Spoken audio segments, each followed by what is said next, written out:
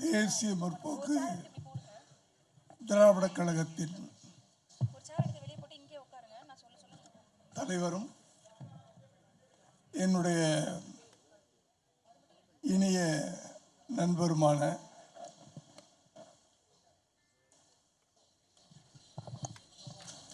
Captain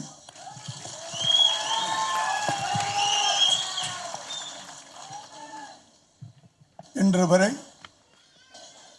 உங்கள் நெஞ்சில் மட்டுமல்ல என் நெஞ்சிலும் நீங்காமல் வாழ்ந்து கொண்டிருக்கிறார். அவருக்கு முதலில் என்னுடைய வணக்கத்தை தெரிவித்துக் கொள்கிறேன். அடுத்ததாக அவருடைய துணைவியாரும் இன்று உங்கள் தலைவியாகவும் இருக்கின்ற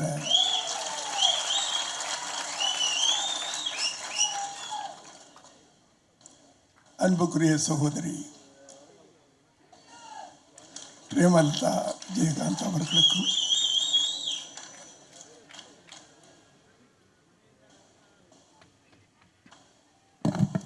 என் இனிய நண்பர்னு சொல்லக்கூடாது, அவர் கோவம் வந்துடும். ஏன்னா நான் இன்னும் 25 வயசு தான் அப்படின்னு சொல்லிக்கிட்டே இருப்பார்.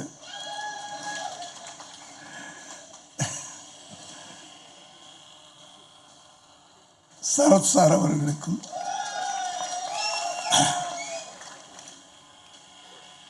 மற்றும்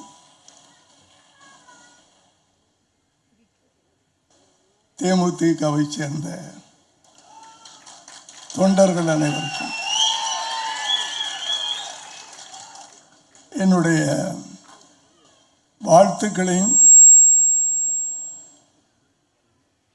நன்றியையும் தெரிவித்துக் கொள்கிறேன். கொம்பு சீவி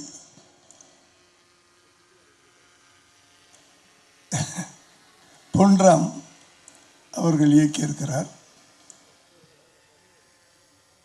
கேப்டனின் வாரிசு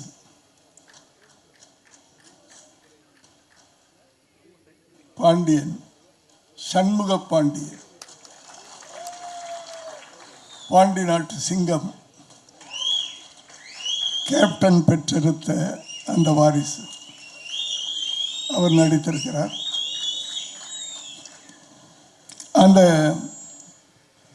இந்த போஸ்டரை பார்த்தாவே ஒரு எனர்ஜியா இருக்கு. கொம்பு சீவி அப்படின்னு சொல்லும்போது ஒரு காளையை குறிப்பிடுவாங்க கிராமத்தில். இதுல யாரு கொம்பு சீவின்னு தெரியல எனக்கு. 2 பேரும் அப்படி இருக்கிறாங்க.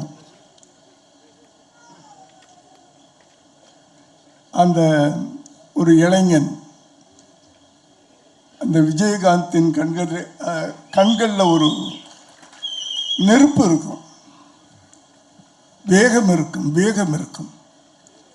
அந்த ஒரு நெருப்பு கலந்த ஒரு பார்வை சண்முக பாண்டியன். ஏய், உனக்கு நான் சளைச்சவே இல்லைடா அப்படின்னு இந்த பக்கம். என்ன அழகான கெட்டப் சார் அது.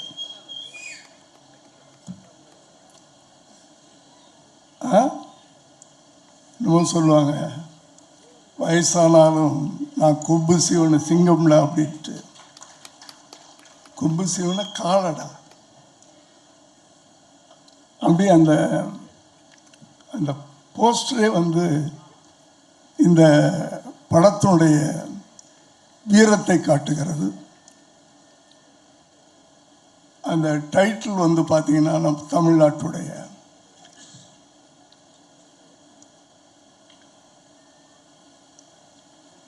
பொன்ராம். அவர்கிட்ட எனக்கு ரொம்ப பிடிச்சது அவரிடம் இருக்கின்ற அந்த நகைச்சுவை உணர்வு. அதன் ட்ரெய்லரை பார்க்கும்போது நகைச்சுவையை விட இந்த படத்தில் வேகம் அதிகமாக இருக்கும்னு நினைக்கிறேன் நான். ஒரு ஆக்ஷன்.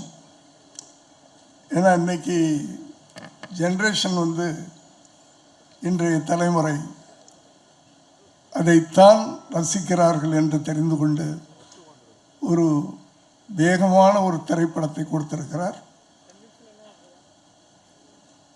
அவருடைய ஒவ்வொரு படமும் வெற்றியடைய வேண்டும் என்று நான் அவரை வாழ்த்துவேன். ஏனென்றால் என் பிள்ளைகளில் ஒரு பிள்ளை, அதை போல இந்த படமும். ஏன்னா இளைஞர்கள், அவர் ஒரு இளைஞர், ஹீரோ ஒரு இளைஞர், அவரோடு போட்டி போட்டு நடித்து கொண்டிருக்கின்ற சரத் சார் ஒரு இளைஞர். தான் கையை தூக்கிட்டார். என்ன இந்த படத்திற்கு இசையமைத்திருக்கின்ற இசைஞானியின் வாரிசு, அவர் ஒரு இளைஞர். இப்படி இளைஞர்கள் புதிதாக இல்லை, புதிய வேகத்தோடு வந்திருக்கிறார்கள். ஒரு சரித்திரம் இருக்கிறது, அது உலகத்திலேயே உண்டான ஒரு சரித்திரம். மாற்றம் என்பது மட்டும் மாறாதது அப்படின்ட்டு. அது எல்லா துறையிலையும் உண்டு. சமூகத்திலும் சரி, அரசியலிலும் சரி, திரையுலகத்திலும் சரி. எனக்கு தெரிஞ்ச ஒரு காலத்தில் திரையுலகத்தில் பார்த்துக்கிட்டிங்கன்னா எம்கே தியாகராஜ பாகவதர், பி சின்னப்பா அப்படின்லாம் கேள்விப்பட்டிருக்கோம். அவங்க படங்கள்லாம் நம்ம பார்த்ததில்லை. அது அவர்கள் ஆண்ட ஒரு திரையுலகம். அதற்கு பிறகு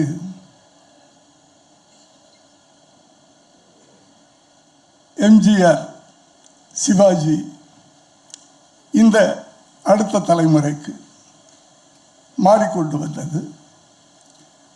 அதற்கு பிறகு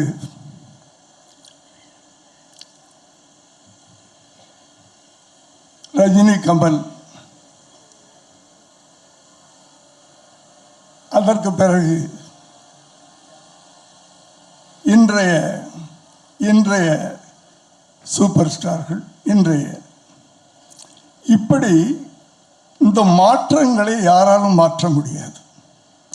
அது காலத்தின் கட்டாயம். ஆகவே இந்த மாற்றத்துக்குரிய இளைஞர்கள் வெற்றி பெற வேண்டும். ஏனென்றால் இந்த இளைஞர்களும் சரி, தமிழ்நாட்டில் இருக்கின்ற மக்களும் சரி, ஒரு மாற்றத்தை விரும்பிக் கொண்டிருக்கிறார்கள்.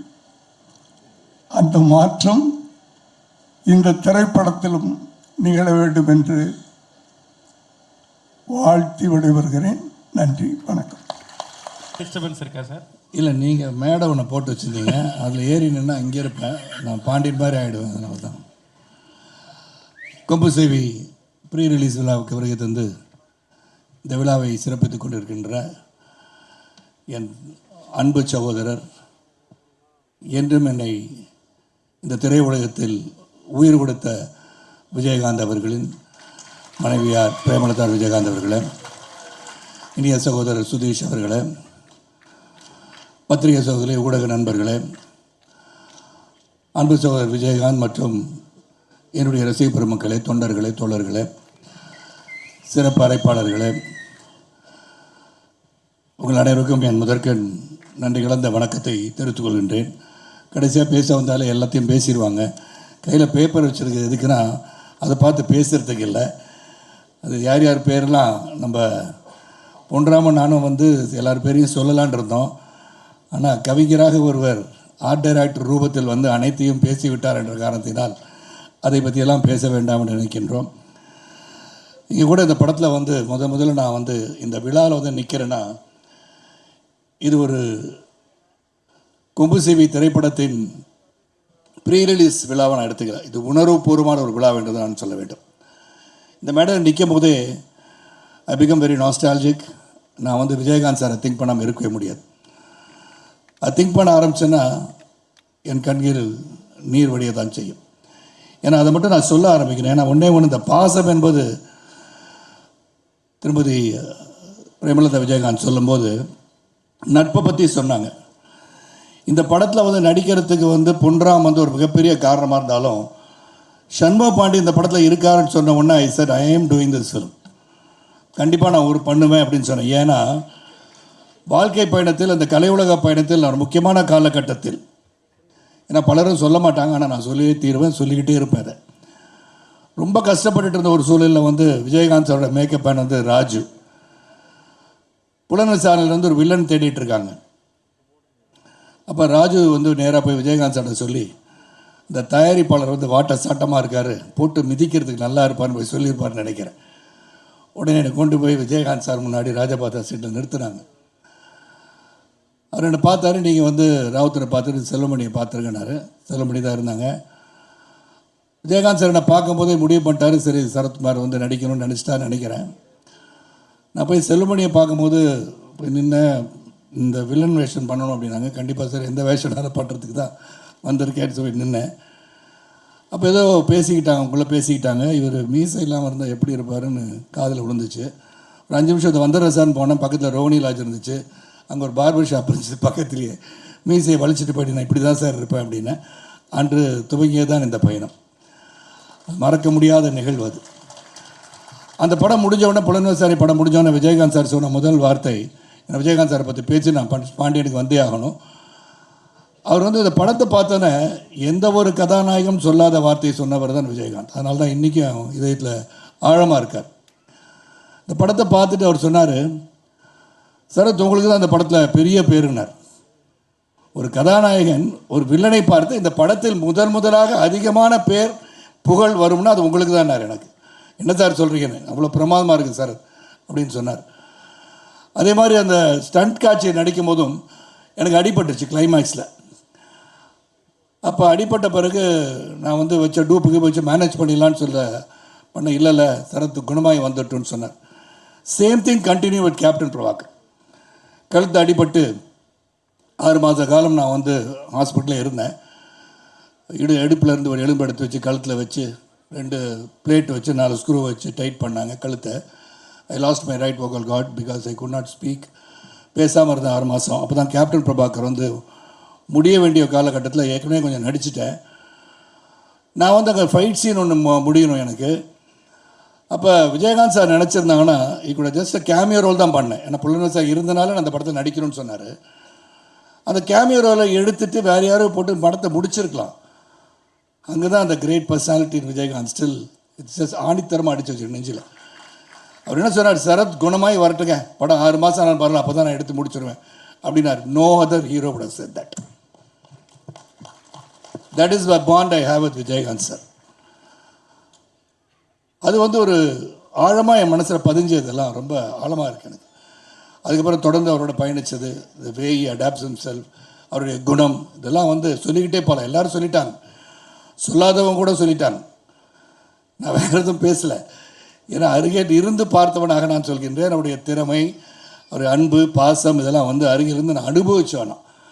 அது இப்போ அந்த சமயத்தில் தான் பொன்ராம் வந்து படம்லாம் எனக்கு ரொம்ப பிடிக்கும். பொன்ராம் படம் யாருக்கும் பிடிக்காமல் இருக்காது. ஏன்னா இரவு நேரத்தில் அமர்ந்து சிரிக்க வேண்டும் என்று சொன்னால் பொன்ராமோட படத்தை போட்டு சிரிச்சுக்கிட்டே உட்காந்து காமெடியாக அன்று நடந்தவையெல்லாம் மறந்துட்டு ஜாலியாக உட்காந்துருக்கலாம். அவர் படம் வந்து கதை சொல்கிறேன்னு சொன்ன உடனே கதையை கேட்டுட்டு இருந்தேன். சண்முக பாண்டியன் நடிக்கிறாருன்னு சொன்னோன்னே I was very very thrill to act. And Shanmuga Pandian, நான் சொல்கிறேன், இன்றைக்கி இந்த மேடையில் சொல்கிறேன், you will become a great star, very big star. அதில் எந்த ஒரு மாற்றமும் எனக்கு தெரியல.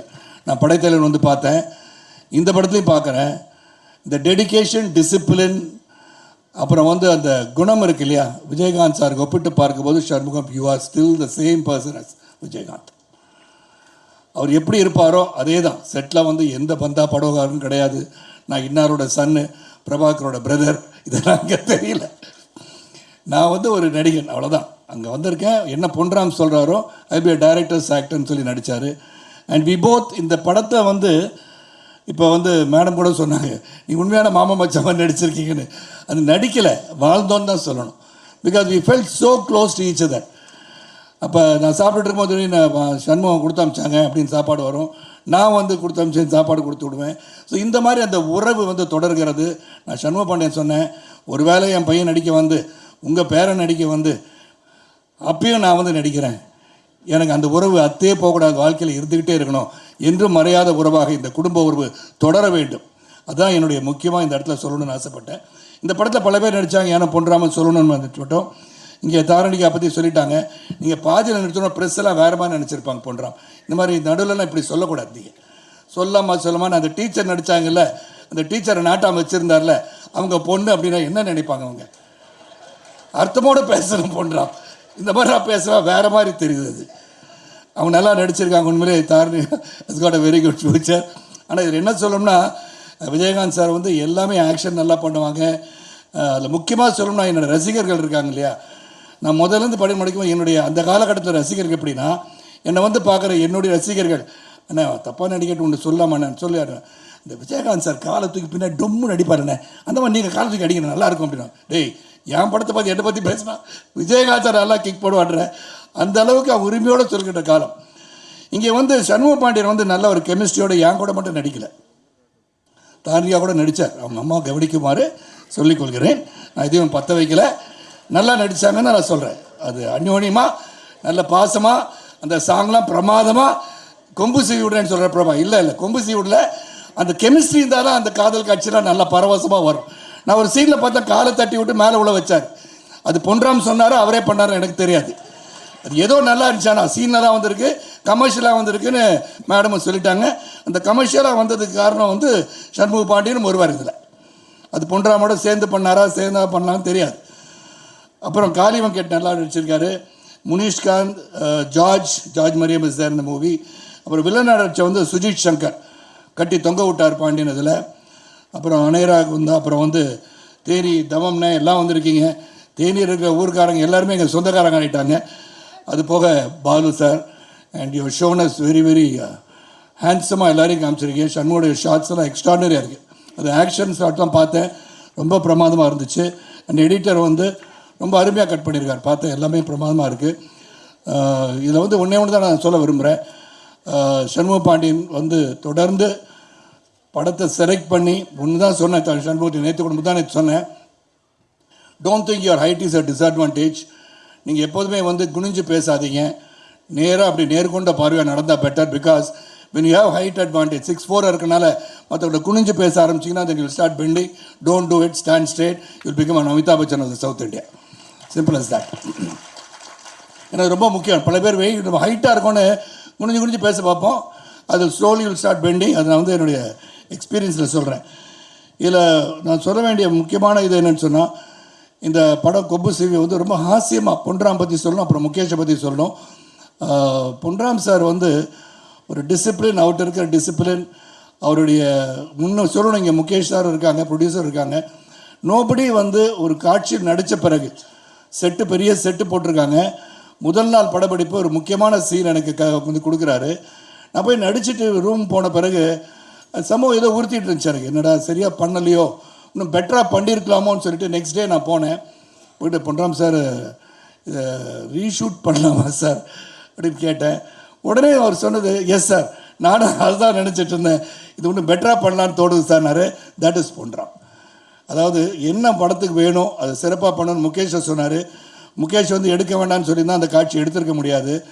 அதனால் அதுவும் வந்துச்சு. தொடர்ந்து வந்து every day was fun, every day was டிசிப்ளினாக எல்லாம் ஒர்க் பண்ணோம்.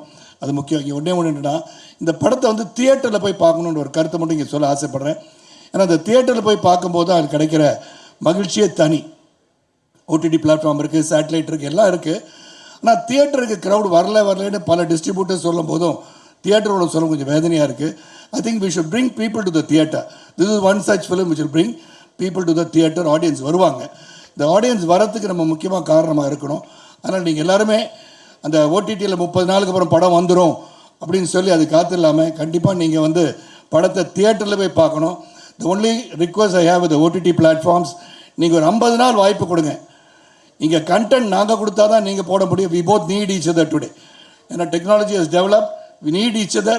அதே சமயத்தில் நாங்கள் நடித்தா தான் உங்களுக்கு ஒரு கண்டென்ட். நீங்கள் வாங்கினா தான் இது வந்து ரிலீஸ் பண்ண முடியும் எல்லாம் எங்களுக்கு தெரியுது. ஆனால் நீங்கள் ஒரு 50 days டைம் கொடுத்து தியேட்டருக்கு வர வைக்கிறது, ஆடியன்ஸை வர வைக்க முடிஞ்சா, that is the greatest thing that can happen to this industry. Because we are here to entertain you. உங்களை நான் மகிழ்விப்பதற்காக. சோகமான ஒரு நிகழ்வு வீட்டில் நடந்து கொண்டிருந்தாலும் சிரிச்சுக்கிட்டே அங்கே வந்து நடிக்கிறது வந்து நடிகன் மட்டும்தான். அந்த வேதனைலாம் உங்களுக்கு தெரியாது. எவ்வளோ வேதனையோடு அங்கே காட்சிக்கு வராங்க, என்ன நடந்திருக்கு வீட்டில். ஆனால் அங்கே சிரிச்சுக்கிட்டு இந்த படம் நல்லா வரணும்னு உண்மையை உழைக்கிறவங்க தான் கலைஞர்கள். அந்த கலைஞர்கள் சிறப்பாக இருக்க வேண்டும் என்று சொன்னார். அந்த தயாரிப்பாளர் நல்லா இருக்கணும்னா, அந்த டிஸ்ட்ரிபியூட்டர் நல்லா இருக்கணும்னா, அந்த தியேட்டர் ஓனர்ஸ் நல்லா இருக்கணும்னா இந்த கலையுலகம் வாழ வேண்டும். கலையுலகம் வாழ வேண்டும் என்று சொன்னால் அதுக்கு ஆடியன்ஸான நீங்கள் தியேட்டரில் போய் படம் பார்க்கணும். அதே OTT platforms, please do something about this industry. It has to grow. இந்த இண்டஸ்ட்ரி நல்லா இருக்கணும்னா எல்லாரும் ஒன்றா சேர்ந்து ஒர்க் பண்ண அந்த இண்டஸ்ட்ரி வளரும்னு சொல்லி இந்த படம் கொம்பு சிவி வந்து ஒரு இன்ட்ரெஸ்டிங்கான ஒரு படம். ஒரு கருத்தை வந்து அழகாக சொல்லியிருக்காரு. அந்த விவசாயத்தை பற்றியும், அந்த விவசாயம் வந்து சிறப்பாக இல்லாத நேரத்தில் என்ன செய்தார் என்ற சிறிய கதை எடுத்துகிட்டு ரொம்ப ஹாஸ்யமாக சொன்ன பொன்ராம் அவர்களுக்கும், தி என்டையர் டீம் ஆஃப் கொம்பு சிவி, ப்ரொடியூசர் முகேஷ், தவி நிறைய ஒருத்தர் இருந்து ஒரு தயாரிப்பாளர் கேட்டார் எவ்வளோ செலவழிச்சிருப்பாருன்னு. அது முகேஷை கேட்டால் தான் தெரியும். செலவை பற்றி ஒரு நாள் அவர் பேசுகிற மாதிரி நான் பார்க்கல. இல்லை சார் இதெல்லாம் அந்த செலவாகுதுன்னு ஒரு நாள் கூட முகேஷ் இஸ் நெவர் கம். அவர் வந்து பார்க்கக்கூட மாட்டார் எங்களையெல்லாம். அவர் பார்த்தாருன்னா ரூம்லேயே உட்காந்து எக்ஸசைஸ் பண்ணிகிட்டு இருக்கேன் சார் உங்களை மாதிரின்னு சொல்லுவார். ஆனால் செட்டில் அவரை பார்த்ததே கிடையாது. But is very dedicated producer. நீங்கள் சொல்கிற மாதிரி பல படங்கள் பண்ணுவார். ஏன்னா ஒரு கம்பெனி பேரே star. You are going to become a star of producers. ஆனால் ரொம்ப சிறந்த ஒரு விழாவுக்கு வருகை தந்து எங்களை எல்லாம் வாழ்த்து வந்திருக்கீங்க. சண்முக பாண்டியன் சொன்ன மாதிரி we have done our best. எங்களுடைய உண்மையான உழைப்பு, உறுதியான உழைப்பு, நேர்மையான உழைப்பை நாங்கள் தந்திருக்கின்றோம். இது ஆகா ஓகான்னு நம்ம 20,000 கோடி கலெக்ட் பண்ணணும்னு நாங்கள் சொல்லலை. ஆனால் இந்த படம் வந்து கலெக்ட் பண்ணுறது ஒரு பக்கம் இருந்தாலும் அந்த உழைப்புக்கு வெற்றி தரும் இடத்தில் நீங்கள் ஆடியன்ஸ் நீங்கள் இருக்கீங்க. Please go and see this film in the theatres and support us. And the last final word, எனக்கு என்னென்னா இந்த படத்தில் நடித்தது வந்து ஒரு பெரிய உணர்வு. அந்த பாசம் விஜயகாந்த் சாரோட என்னுடைய உள்ளத்தின் அடித்தளத்திலிருந்து இன்றும் அவருடன் பயணித்து கொண்டிருக்கின்ற உணர்வோடு Shanmuga Pandiyam should become a great star in this industry. I wish him all the best and the entire team of கொம்பு சிவி all the best. நன்றி, வணக்கம்.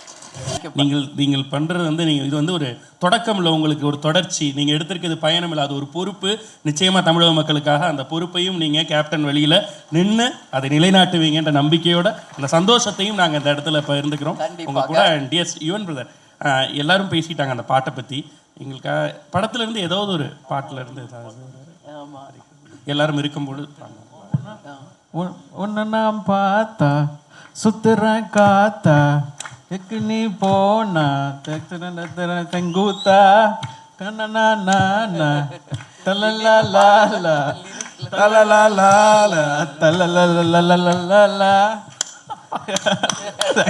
நீங்கள் ஃபஸ்ட்டு படம் வந்து சுப்ரீம் சார் சரத்குமார் சார் பண்ண படம். அவர் ஒரு பெரிய பாடகர், நம்ம ஏன் இன்னும் அவரை யூஸ் பண்ணவே இல்லை? உள்ளே கேட்டாங்க, நான் இப்போ போய் கம்போஸ் பண்ண போகிறேன். வாவ், அவரே கேட்டுட்டார். உள்ளே சார் கேட்டு when are you making me sing அப்படின்ட்டாரு. எஸ் கண்டிப்பாக சார். ஏன்னா பெக்குலியர் வாய்ஸ், நான் உள்ளே அதுதான் சொன்னேன். பெக்குலியர் வாய்ஸ் சூப்பராக இருக்கும். அனைவருக்கும் ஆல் தி பெஸ்ட். அனைவருக்கும் ஆல் தி பெஸ்ட். தேங்க்யூ. நன்றி நன்றி. யுவனை பற்றி நான் ஒன்று சொல்லும். அவர் டூயட் சாங்கும் பாடியிருக்காரு, அம்மா சாங்கும் பாடியிருக்காரு. எங்கள் அம்மா இப்போ தான் ஒரு 60 days முன்னாடி மறைஞ்சிட்டாங்க. அப்போது இந்த சாங்கை நாங்கள் வந்து கேட்கும்போது எங்களுடைய ஞாபகம் எல்லாம் எங்கள் அம்மா கிட்ட போயிடுச்சு. சுதீஷ்க்கு, எனக்கு, அக்காவுக்கு, ஜோதிக்கு எல்லாம். ஸோ எல்லாருக்குமே அம்மாவுடைய நினைவை வந்து எல்லோரும் அழுக ஆரம்பிச்சிட்டோம். ஜீவா ஆண்டி நான் பார்க்குறது மாதிரியே நான் வந்து யுவனை எப்பயுமே பார்ப்பேன். இது பிரபாஸ் சண்முகிட்ட நான் அடிக்கடி நிறைய சொல்லியிருக்கேன். ஏன்னா யுவன் பார்க்கும்போது அப்படியே ஜீவா ஆண்டியை பார்க்குற மாதிரி இருக்கும். அந்த மாதிரி ஒரு பாண்டிங். சண்முகா வந்து கேப்டன் மாதிரி ஒரு டெடிக்கேட்டடாக, ஒரு சின்சியராக கட்டாயம் தமிழக மக்களுக்கும் சரி, ரசிகர்களுக்கும், நம் கழகத்தினருக்கும் என்னைக்கும் அவர் வந்து கேப்டனை மாதிரியே நிச்சயமாக மிக சிறந்த ஒரு நடிகராக வருவார். அதுக்கு உங்கள் எல்லாருடைய பிளெஸ்ஸிங்கும் வேணும் அப்படின்னு சொல்லி இந்த நேரத்தில் கேட்டுக்கிறேன். எனவே அனைவருக்கும் நன்றி, வணக்கம். Thank you ma'am, thank you. அனைவருக்கும் நன்றி. நம்ம மீண்டும் ஒரு முறை எல்லாருக்கும் வணக்கம். ரொம்ப சந்தோஷமாக இருக்குது இந்த மேடையில் வந்து நான் இங்கே நிற்கிறது. ஒரு ஹீரோவோட அண்ணனாக வரல, சண்முகப்பாணியோட ரசிகனா இங்கே வந்து நான் நிற்கிறேன். அதனால் ஏன்னா ஷம்முவை பற்றி சொல்லணுன்னா 2012 நடிச்சிட்ருக்காப்புல. ஸோ 2012 இன்றைக்கி நீங்கள் பார்த்தீங்கன்னா கிட்டத்தட்ட ஒரு 13 வருஷம் ஜேர்னி ஷம்முக்கு. இந்த 13 வருஷம் ஜேர்னியில் வந்து நிறைய விஷயம் எங்களுக்கு வந்து லைஃப்பில் கற்றுக் கொடுத்துருக்காங்க. இந்த 13 வருஷத்துல நம்ம எத்தனையோ ஹீரோ வேணால் பார்த்துருக்கலாம், எத்தனையோ படம் பண்ணியிருக்கலாம். ஆனால் இது ஷம்முவோட 4வது படம் தான். ஏன் இப்படின்னா நடுவில் அவங்க எல்லாருக்கும் தெரியும், அப்பா கொஞ்சம் உடல்நிலை சரியில்லாதப்போ அப்போ சகாப்தம் ஷம்மு பண்ணான். அப்புறம் மற்ற படங்கள் வரும்போது எனக்கு படம்லாம் வேணாம், நான் அப்பாவோட இருந்து ஃபுல்லாக அவர் எப்படியாச்சும் குணப்படுத்திட்டு இந்த தமிழ்நாட்டு மக்கள் கொண்டு வரணும் அப்படின்ட்டு முழுமையாக ஷம்மு வீட்டிலே இருந்து அப்பாவை பார்த்துக்கினாப்புல. அப்போ தான் கேப்டன் வந்து பாலிடிக்ஸ்குள்ளே நீங்கள் வரணுன்ட்டு அப்போ என்னைய புஷ் பண்ணி அமிச்சார். அது ஒரு பக்கம் இருந்தாலும் ஏன் இதை சொல்கிறேன்னா, இந்த படம் இன்னைக்கு வந்து ஆரம்பித்த நாள்லேருந்து முடிகிற நாள் வரைக்கும் எந்த இடத்துலையுமே ஒரு லேக்கே இல்லாமல் ஒரு ஃபாஸ்ட் மூமெண்ட்டாக தான் இந்த படம் போயிருக்கு. ஏன் இந்த 13 வருஷம் இது சொல்கிறேன்னா, அவன் ஷம்மு நடித்த படங்கள் முன்னாடி 2 படம் இருந்தாலும் பல படங்கள் அனௌன்ஸ்மெண்ட் வந்தும் எதுவுமே ஷம்முக்கு வந்து சரியாக லான்ச் ஆகலை, சரியான இதில் டைமிங் வரல.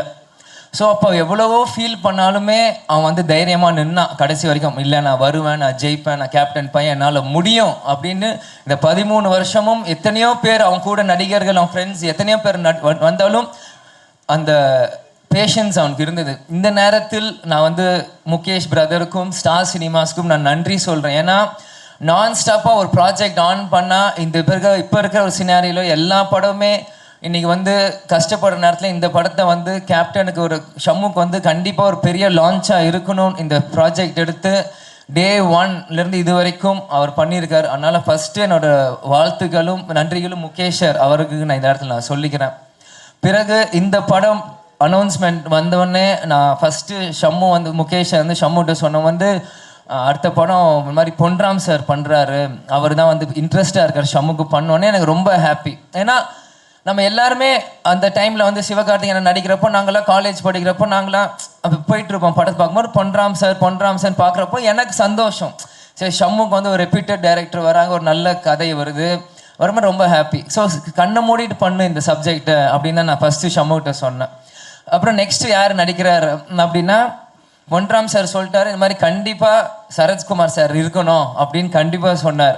ஸோ சரத்குமார் சார் வந்தோடனே இன்னொரு செரி அந்த கேக் மாதிரி இன்னொரு க்ளோரி ஆட் ஆச்சு அவர் உள்ளே வந்தோடனே. ஏன்னா ஆரம்பத்துலேருந்து புலன் விசாரணை டைம்லேருந்து கேப்டனும் சரி சரத்குமார் சார் ஒன்றாவே நம்ம வந்து தமிழ் சினிமாவில் பார்த்துட்டே இருக்கும்போது இன்றைக்கி அப்பா இல்லாத நேரத்தில் ஷம்மு ஒரு அடுத்த ஒரு மைல் ஸ்டோன் எடுத்து வைக்கும்போது கூட சரத்குமார் சாரும் திரும்பியும் ஒரு சப்போர்ட்டாக நிற்கும்போது இது வந்து சம்திங் இஸ் கனெக்டிங் வரும்போது நம்ம பாசிட்டிவாக ஒரு விஷயமா தான் எடுக்கணும். சரத் சார் வந்து பர்சனலாக நான் வந்து இப்போது கேப்டன் முன்னாடியில் எனக்கு தெரியும், பட் கேப்டன் மறைவுக்கு பிறகு கொஞ்சம் அடிக்கடியாக நான் மீட் பண்ணுறேன். போன வருஷம் எலெக்ஷன் டைமும் சரி இந்த படம் சரி நான் அடிக்கடி சாரை மீட் பண்ணியிருக்கேன். எப்போ மீட் பண்ணாலுமே அந்த ஒரு எப்படி சொல்கிறேன் அந்த டவுன் டு எர்த்தான ஒரு கேரக்டர் தான் நான் பார்ப்பேன். அவர் வந்து நீ சின்ன பையன் நான் சீன் அப்படிலாம் இல்லை, வந்தோடனே வணக்கம் விஜய் எப்படி இருக்கீங்க, வாங்க உட்காருங்க சாப்பிட்றீங்களா, அதே மாதிரி ஒரு ஃப்ரெண்டாக தான் பார்ப்பார். அவர் வந்து நான் 25 இயர்ஸ்ன்னு கூப்பிட்றேன்னு சொல்ல தப்பு இல்லை, ஏன்னா அவரோட ஹார்ட் அப்படி இருக்கு. ஏன்னா எல்லா ஏஜ் கேட்டகரியோடையும் பழகும் போது அது வந்து அது அப்படி தான் இருக்கணும். ஏன்னா ஏஜ் இஸ் ஜஸ்ட் அ நம்பர்ன்னு சொல்லுவாங்க. நம்மளோட எப்படி நம்ம சிந்தனை நம்மளோட எப்படி நம்ம பார்க்குறோமோ அதுதான் நம்மளோட வயசு நான் நினைக்கிறேன். அதனால சார் அப்படிலாம் சொல்லும்போது எனக்கு உண்மையிலே ஒரு ரொம்ப ஹாப்பியாக இருந்தது. அவரோட கனெக்ட் ஆகும்போது இப்போ கூட வஸ்தாரா சாங்கில் கூட நான் உட்காந்து சைடில் பார்த்துட்டு இருந்தேன்.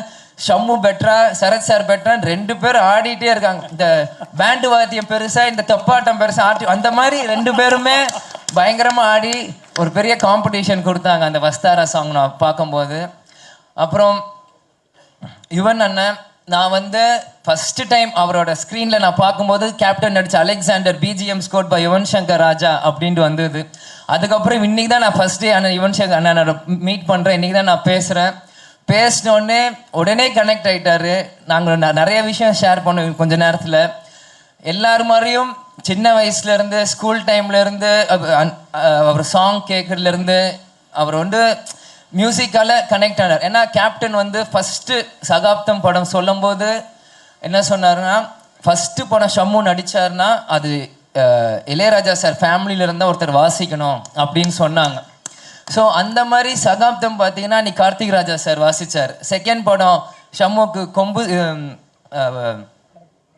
படைத்தலைவன் பார்த்தீங்கன்னா இளையராஜா சார் வாசிச்சார்.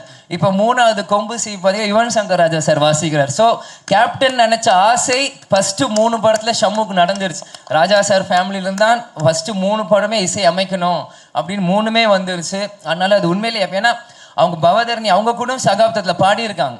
ஸோ அவங்க ஃபேமிலியில் யாரெல்லாம் சிங்கர்ஸோ எல்லாருமே ஷம்முக்காக பாடியிருக்காங்க. அது வந்து உண்மையிலே Shammu is a blessed child. Captain ஆசைப்பட்டது நடந்துருச்சுன்னு தான் இந்த நேரத்தில் நான் நினைக்கிறேன்.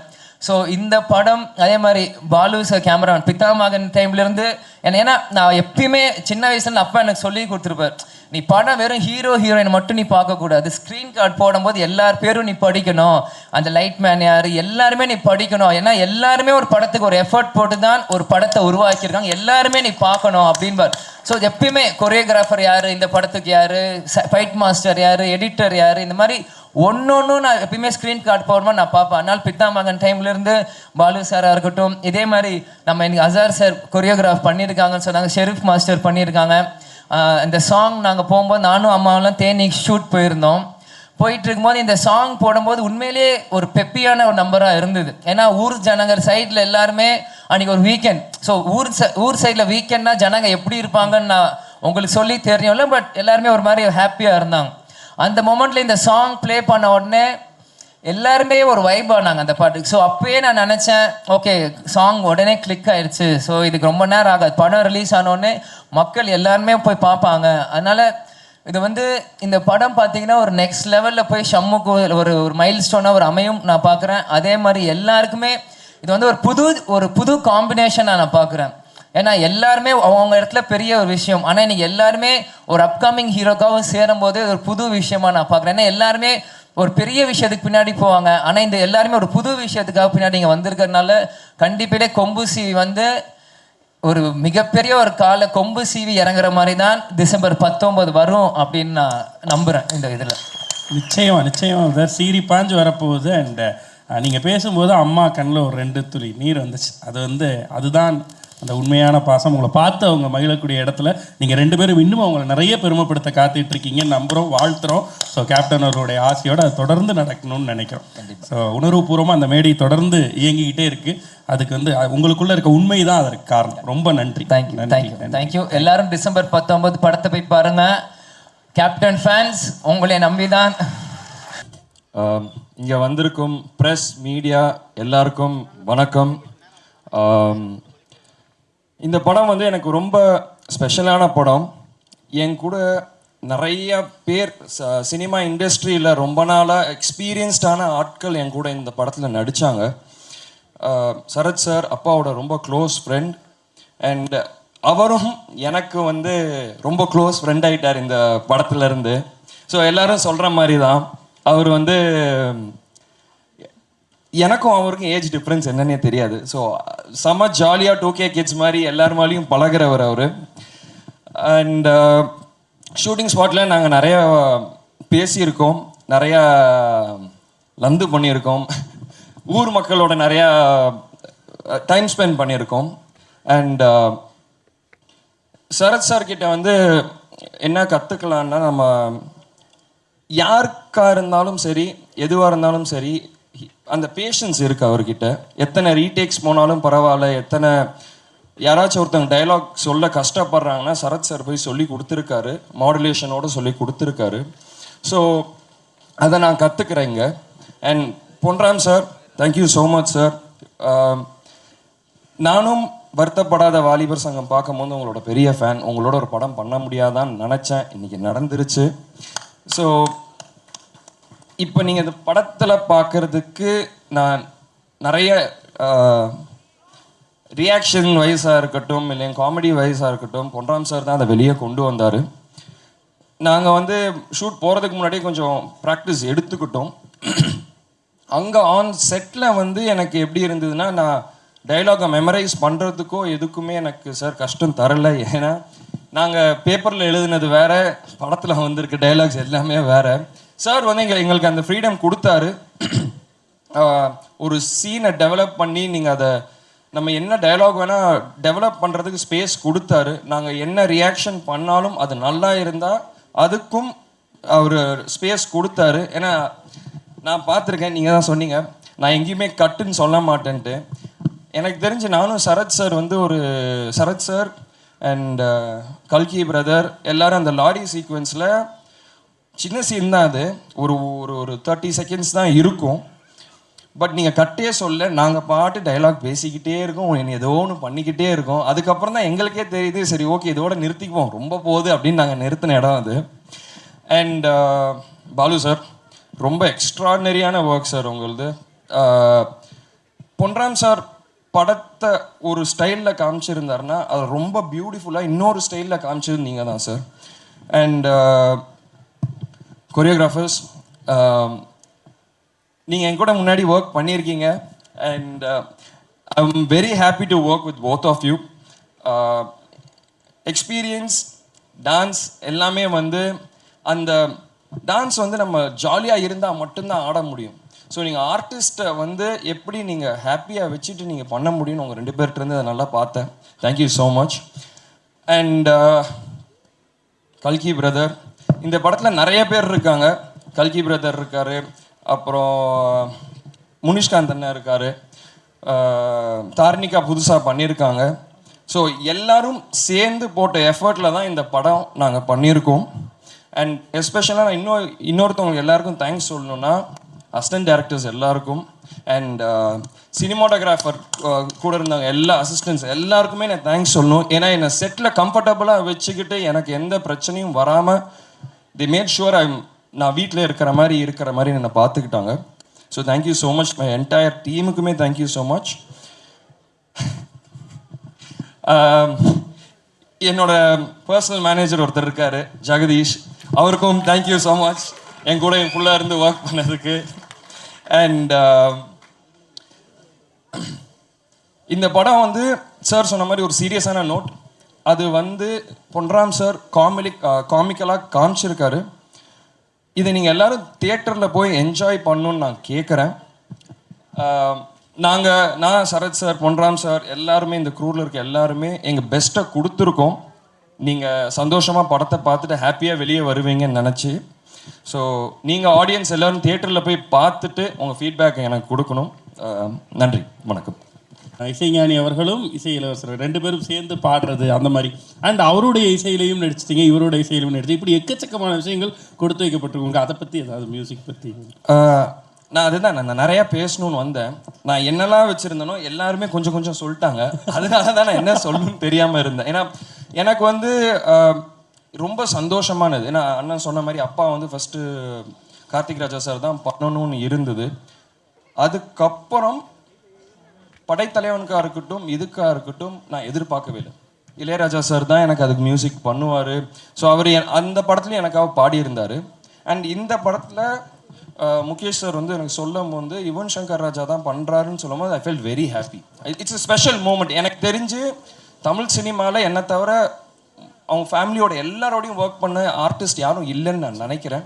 ஸோ அண்ட் இன்னொரு என்ன ஸ்பெஷலான மூமெண்ட்னா 2 பேரும் இதில் பாடியிருக்காங்க. அண்ட் இதுதான் ஃபஸ்ட் டைம் நினைக்கிறேன். So I am very happy for that. And Yuvan Shankar சாரை பற்றி சொன்னது மறந்துட்டேன், சாரி. அது என்ன, யுவன் சங்கர் ராஜா சாரோட நான் பெரிய ஃபேன். நான் பொன்ராம் சார் மாதிரியே எப்படி நான் ஒர்க் பண்ணணும்னு நினச்சிட்டு இருந்தேனோ அதே மாதிரி யுவன் சங்கர் ராஜா சார் கூடயும் ஒர்க் பண்ணணும்னு நான் நினச்சிக்கிட்டு இருந்தேன். Thank you so much Mukesh sir, அது நடந்துச்சு. ஸோ இப்போ யுவன் சார் வந்து பிஜிஎம்மில் உங்களுக்கே தெரியும் அவர் எவ்வளோ நல்லா பண்ணுவாருன்ட்டு. இந்த படத்தை நெக்ஸ்ட் லெவலில் பிஜிஎம்மில் யுவன் சார் கொண்டு போயிருக்காரு. நீங்கள் எல்லாம் அது தியேட்டரில் போய் பாருங்கள், உங்களுக்கே அது தெரியும். And Star Cinemas one of the நான் ஒரு 4-5 ப்ரொடக்ஷனில் ஒர்க் பண்ணியிருக்கேன். அண்ட் எனக்கு தெரிஞ்சு ஆர்டிஸ்ட்டை செட்டு ஒர்க் பண்ணுறவங்க எல்லாருக்குமே எந்த பிரச்சனையும் கொடுக்காம எந்த தலைவலி எதுவுமே இல்லாமல் ஹேசில் ஃப்ரீயாக ஒர்க் பண்ண வச்சதுக்கு ரொம்ப thank you. You mat sure the work went on easy and free. So அதுதான் ரொம்ப முக்கியம். ஒரு சினிமாக்கு எந்த பிரச்சனையும் வராமல் ஒரு டென்ஷன் இல்லாமல் போகிறதுக்கு ப்ரொடக்ஷன் தான் ரொம்ப முக்கியம். Thank you so much for that.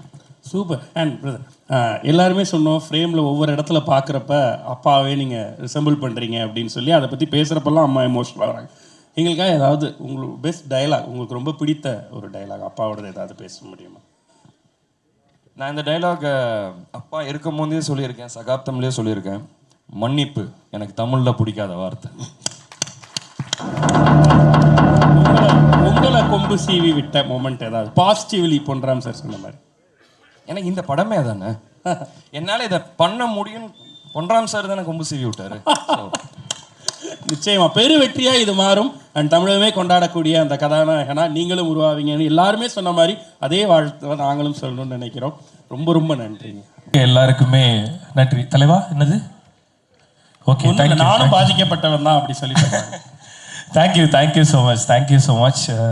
First of all Aanpaavam Pollathathu படத்துக்கு நீங்கள் கொடுத்த வரவேற்புக்கு ரொம்ப ரொம்ப நன்றி. அதை விட முக்கியமாக கொம்பு சீவி திரைப்படத்துக்கு நீங்கள் கொடுக்க போகிற வரவேற்புக்கும் இப்போவே முன்கூட்டியே நன்றி சொல்லிக்கிறேன் நான். பிகாஸ் பொன்ராம் சார் நம்ம சிவகார்த்திகேயனை வச்சு 3 படம் எடுத்த ஒரே டைரக்டர் வந்து பொன்ராம் சார் தான். ஸோ வருத்தப்படாத வாலிபர் சங்கம், ரஜினி முருகன், சீமராஜா 3மே வந்து இன்றைக்கும் டிவியில் போட்டாங்க அப்படின்னா அதோட ரேட்டிங் எங்கேயோ இருக்கும். ஐ திங்க் தமிழில் வந்து தொலைக்காட்சியில் சீமராஜா தான் இப்போ வரையுமே திரைப்படங்களில் ரேட்டிங் நம்பர் 1 இருக்கிறது சீமராஜா படம் தான்.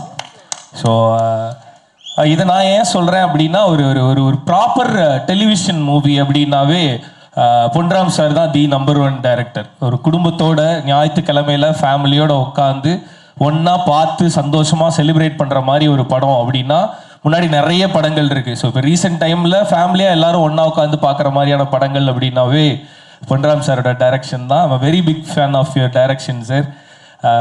ஸோ நிறைய சிரித்து சந்தோஷமாக பார்த்து செலிப்ரேட் பண்ணுற மாதிரியான படங்கள் எடுக்கிற டைரக்டர். ஸோ அவரோட டைரக்ஷனில் Shanmuga Pandian brother, all the very best brother. என்ன ஹைட்டு பிரதர் நீங்கள் இருப்பீங்க? அவர் உட்காந்துருக்கும் போதே அவர் நின்றுருக்கிற மாதிரி தான் இருக்குது, அவ்வளோ ஹைட் இருக்காரு. ஸோ எப்போவுமே ஜாலியாக நிறைய காமெடிகள் நிறைஞ்சிருக்கக்கூடிய படம். கடைசியில் என்னையும் சண்டை படம் எடுக்க வச்சிட்டிங்களேன்ற மாதிரி இருந்தது ட்ரெய்லரை பார்க்கும்போது. Full of fight, full of humour. So நிறைய எக்ஸ்பெக்டேஷனோட வெயிட் பண்ணிகிட்டு இருக்கோம் சார். ஸோ பொன்ராம் சாரோட டைரக்ஷனில் எங்கள் தலைவன் யுவன் சாரோட மியூசிக். ஸோ தலைவன் வந்து ஒரு ஒரு ரொமான்டிக் காமெடி ஜானராக இருக்கட்டும், இல்லை எனி ஜானர், நம்மளோட தமிழ் இண்டஸ்ட்ரியில் இல்லை இந்தியன் சினிமா தலைவன் கை வச்சார்னாவே எப்படி இருக்கும் அப்படின்னு தெரியும். ரொம்ப ஸ்பெஷலாக கிராமிய படங்களுக்கு வந்து யுவன் சாரோட மியூசிக் ரொம்ப ரொம்ப ஸ்பெஷலாக இருக்கும். ஃபார் எக்ஸாம்பிள் பருத்தி வீரனாக இருக்கட்டும், இப்போ வந்து விருமனாக இருக்கட்டும். ஸோ அந்த கிராமிய படங்களுக்கு வந்து யுவன் சார் மியூசிக் போடும்போது அது இன்னும் ரொம்ப ஆர்கானிக்காக இன்னும் ரூட்டடாக இருக்கும் அந்த மியூசிக். ஸோ கொம்பு சீவி படத்துக்கும் waiting sir. Once again love you so much sir. Yes, Shanmuga Pandian brother, once again all the very best. படம் ரொம்ப ப்ராமிசிங்காக இருக்குது. இது ஒரு மிகப்பெரிய வெற்றி படமாக இருக்கட்டும் அப்படின்னு சொல்லிட்டு எல்லார் சார்பாகவும் நானும் விஷ் பண்ணிக்கிறேன். அண்ட் இந்த ஈவெண்ட்டில் இவ்வளோ பேரை ஒன்றா பார்க்கும்போது ரொம்ப ரொம்ப சந்தோஷமாக இருக்குது. Rajesh sir, Jawahar sir and Balasubramaniam sir, Snehan அண்ணன் எல்லாரையுமே ஒன்றா இங்கே பார்க்குறதுல ரொம்ப ரொம்ப சந்தோஷம். ஸ்பெஷல் சந்தோஷம் பிரேமலதா மேம், உங்களை இங்கே பார்க்குறதுல ரொம்ப ரொம்ப சந்தோஷம் ma'am. And Vijay Prabhakaran brother. So சாருக்கிட்ட இருக்க குணம் வந்து கண்டிப்பாக அவங்களோட பசங்கள்கிட்ட பார்க்க முடியும். ஸோ அதுக்கு பெஸ்ட் எக்ஸாம்பிள் இப்போ வளர்ந்து வர நடிகர்களுக்கு நீங்கள் கொடுக்குற சப்போர்ட். ரீசெண்டாக பாலாவோட படத்துக்கு நீங்கள் வந்து கொடுத்த சப்போர்ட்டுக்கு வந்து பாலாவோட சார்பாகவும் எங்களோட சார்பாகவும் தேங்க் பண்ணிக்கிறோம். Thank you so much. And once again thank you so much. And Aravindan படத்துக்கு வந்து யுவன் சார் வந்து அரவிந்தன் படத்தில் தான் வந்து யுவன் சார் இன்ட்ரடியூஸ் ஆனார். அப்போ இன்ட்ரடியூஸ் ஆன மாதிரியே இன்னும் இருக்கிறார் சரத்குமார் சார். அவருக்கு ஓல்டு கெட்ட போட்டு தான் அவரை வயசானவராக காமிக்க முடியுது. ஸோ அவ்வளோ எங்கே இருக்கார். ஸோ சாரோட மியூசிக் மாதிரியே சாரும் இன்னும் எங்காவே இருக்கிறத பார்க்கும்போது செம்மையாக இருக்குது. இவர் ஒன் ஆஃப் ரொம்ப முக்கியமான இன்ஸ்பிரேஷன் சார். ஒரு ஹீரோவாக நம்மளை எப்படி மெயின்டைன் பண்ணிக்கணும் அப்படின்றத உங்களை மாதிரி பார்க்கும்போது தான் கற்றுக்கணும்னு தோணுது. இன்னும் நாங்கள் அதை கற்றுக்கிட்டு தான் இருக்கோம். சீக்கிரமாக கற்றுக்கிறதுக்கு பேச அதுக்கு கொஞ்சம் கட்டுப்பாடாக இருக்கணும்ப்பா. நான் சீக்கிரம் பேசிட்டு போறேன்னு போறேன்ல, அப்படி போகக்கூடாதுப்பா சார். ஆக்சுவலாக நான் ஜிம்முக்கு போகிறதுக்காக தான் சார் சீக்கிரமாக கிளம்புறேன். பிகாஸ் திடீர்னு sir full workout sir after 10 o'clock full workout sir. ஷூரா ஜிம்முக்கு தான் போறேன். இல்லை எஸ் சார் டெய்லி ஃபோட்டோ அனுப்புறேன் நான் அவருக்கு. சார் நிஜமாவே ஜிம்முக்கு தான் சார் போறேன். இப்போ புதுசா ஜிம்முக்கு போறதுனால ஒரு மாதிரி பதட்டமாவே இருக்கு சார். ஐயோ ஜிம்முக்கு ட்ரை பண்றாரு, அது நடக்காது. சார் நான் அப்படி எதுவும் நான் கோர்த்துட்டேன்னா அது அவர் நல்லதுக்காக தானே சார் இருக்கும். உங்களையும் அவரை கோர்த்துட்டா நல்லா தானே சார் நன்றி. ரொம்ப நல்லது பண்ணீங்க மிஸ்டர் விக்னேஷ். Thank you பா. 10 மணிக்கு மேல எங்க போறேன்றத சொல்ற ஈவெண்டாப்பா இது.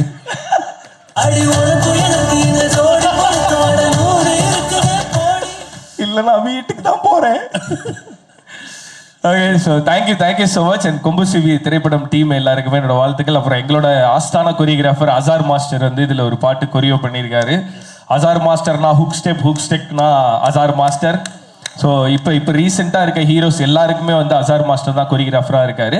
ரீசெண்டாக இருக்க ஹீரோவில் நானும் ஒருத்தன் என்னோட கொரியோகிராஃபர். அண்டு பிரதீப் ரங்கநாதனுக்கு அப்புறம் சித்துக்கு எல்லாருக்குமே அவர் தான் கொரியோகிராஃபர். ஸோ உங்களுக்கும் அவர் தான் பண்ணியிருக்காரு. அவரோட மாஸ்டர் உங்கள் பாட்டுக்கு நான் வெயிட்டிங் மாஸ்டர். ஓகே ஸோ எல்லாருக்குமே என்னோட விஷஸ், கொம்பு சிவி டீமுக்கும் என்னோட விஷஸ், உங்களுக்கு special wishes with all the very best. Thank you Rio அவர்களே. இந்த கொம்பு சிவின்ற இந்த டைட்டில் வச்சு ஒரு கேள்வி ஜென்ரலாக அந்த என்னப்பா கேள்விகளுக்கு ரெடி ஆகலையாடி இல்லை ஜென்ரலாக கொம்பு சீவி விடுறதுன்னு ஒரு விஷயம் சொல்லுவாங்க. யாராவது ஒருத்தர சும்மா இருக்கவங்கள போயிட்டு கொம்பு சீவி விட்டு இதுக்கு தயாராகிருங்க அப்படி சொல்லி, அப்படி யாராவது ஏதாவது ஒரு விஷயத்துக்கு கொம்பு சீவி விட்டு நீங்கள் பல்பு வாங்கின ஏதாவது ஒரு விஷயம் இருக்கா? இல்லை நீ யாரையாவது கொம்பு சீவி விட்டு இதை நான் பண்ணியிருக்கேன். நான் நிறைய பேருக்கு பண்ணியிருக்கேன். டக்குன்னு எதுவும் ஞாபகம் வரல. எனக்கு கொம்பு சீவிட்டு இல்லை. ஆக்சுவலி எனக்கு யாராவது கொம்பு சீவத்துக்கு ட்ரை பண்ணாங்க. யாராவது இல்லை நீ இப்படி பண்ணணும், இந்த மாதிரி இருக்கணும் அப்படின்னு சொன்னாங்கன்னா அது சரியா இருந்தா மட்டும்தான் ஏற்றுவேன். மோஸ்டா யார் பேச்சும் கேட்க மாட்டேன். ஸோ அதனால மாட்டிக்க மாட்டேன் நான். Very good behaviour. சிறப்பு, மகிழ்ச்சி. சார் எதுக்கு சார் அவர் ஜிம்முக்கு போய் டெய்லி உங்களுக்கு போட்டோ அனுப்புறாரு? என்ன சார் ஓடிட்டு இருக்கு? கனெக்ஷன் சொல்லிட்டீங்களே. ஏதாவது நாங்கள் எதிர்பார்க்கலாமா சார்? சும்மா ஒரு டைட்டில் தம்ப்நெயிலுக்கு ஏதாவது கொடுங்க சார். ஷியோர், கண்டிப்பாக எதிர்பார்க்கலாம். நான் சொல்லுவேன், ரியோ பார்க்கும்போதெல்லாம் சொல்லுவேன், நீங்கள் ஒரு பிஎன்சி படம் பண்ணுங்கன்னுவேன்.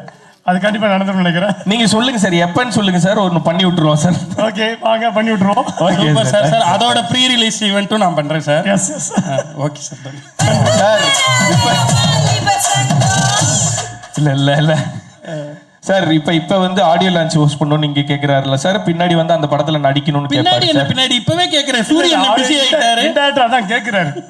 இன்டர்நெட் தான் சிறந்த குணச்சித்திர நடிகர் சார். நன்றி ரியோ. Thank you so much. ரொம்ப சந்தோஷம் நீங்க வந்து உங்களுடைய வாழ்த்துக்களை சொன்னதுக்கு. தேங்க்யூ பண்றோம் சார். நீங்க சொன்ன மாதிரியே சரத்குமார் சாருக்கு இந்த கெட்டப் பார்த்தோன்னே எனக்கும் அது கேட்கணும்னு தோணுச்சு சார். நிறைய பேர் வன்மையா கண்டிப்பாங்க சார், நீங்க எப்படி அவர் வயசானவராக காட்டுறீங்க அப்படின்னு சொல்லி.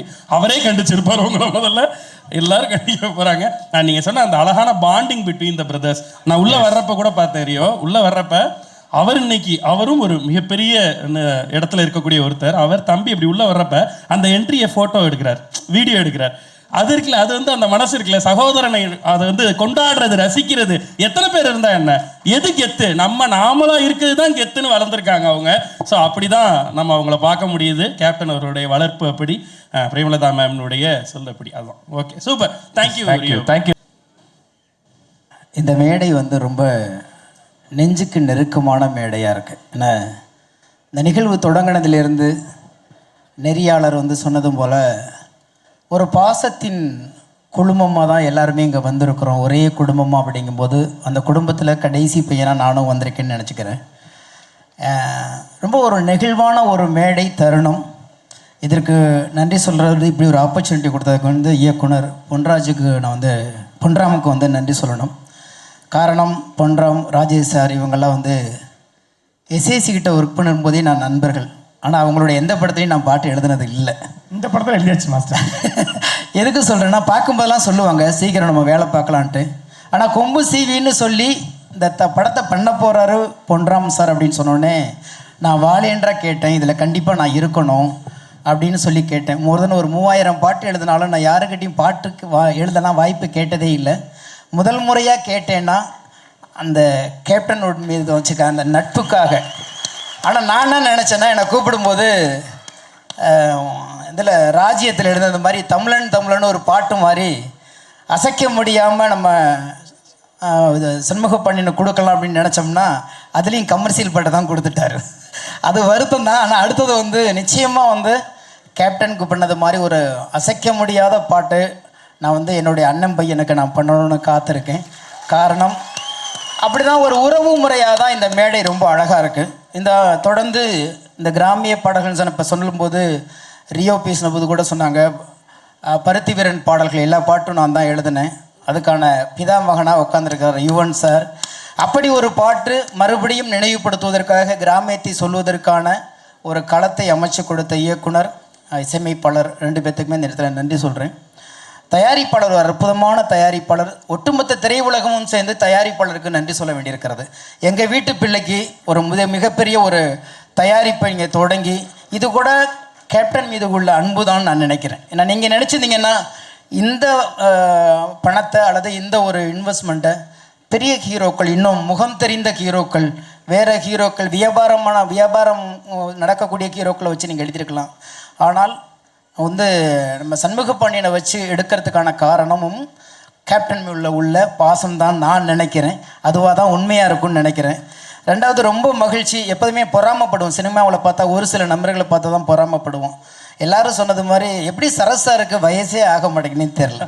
ஒவ்வொரு முறையும் இங்கே கெட்ட போட்டே அவரை வயசானவராக காமிக்க வேண்டியதாக இருக்குது.